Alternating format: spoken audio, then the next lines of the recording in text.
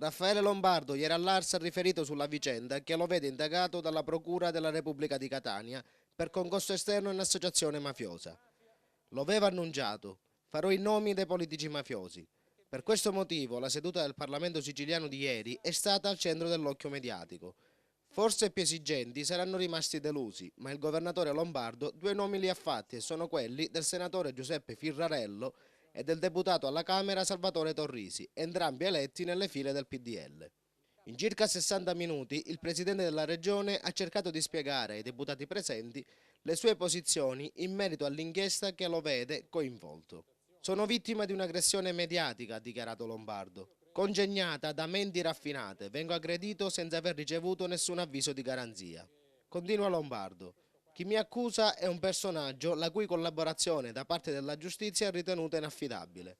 Sulle disparità di trattamento che avevano visto il ministro Angelino Alfano inviare gli ispettori presso la procura di Trani per una fuga di notizie operata dai giornalisti, il presidente Lombardo ha ribadito di non aver richiesto nessuna ispezione da parte del ministero, ma ha ricordato ai presenti che secondo il procuratore di Catania Vincenzo D'Agata il suo caso di fuga di notizie è collegato ad una manovra politica. Poi Lombardo ha definito le intercettazioni uno strumento indispensabile alle indagini della magistratura e chiede al Guardiasigilli di non abolirle. Per il resto tutto il discorso del Presidente della Regione si è incentrato sulla dimostrazione ai presenti della sua estraneità ai fatti che dallo scorso 9 aprile lo vedono al centro dei riflettori.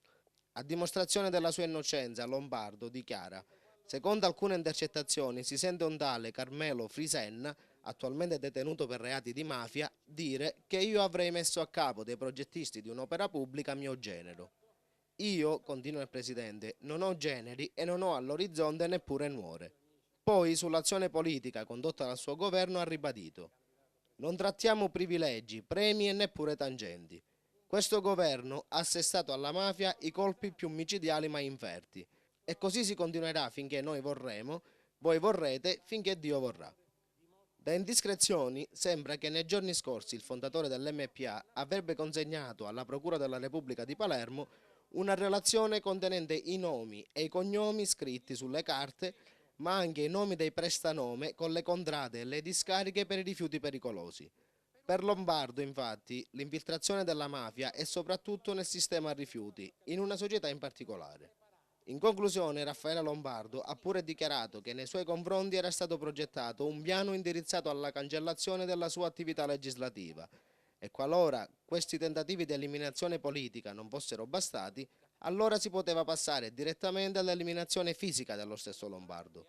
Invangando me hanno invangato l'onore della mia terra, ha chiuso Lombardo. Tengo al mio onore, alla mia libertà e in terza istanza alla mia vita. Ho parlato delle dichiarazioni di un pentito per cui è stata chiesta l'archiviazione della posizione per quanto mi riguarda e poi di presunte intercettazioni che vengono riportate da questa sorta di magistratura parallela, abusiva e illecita che è stato qualche giornale.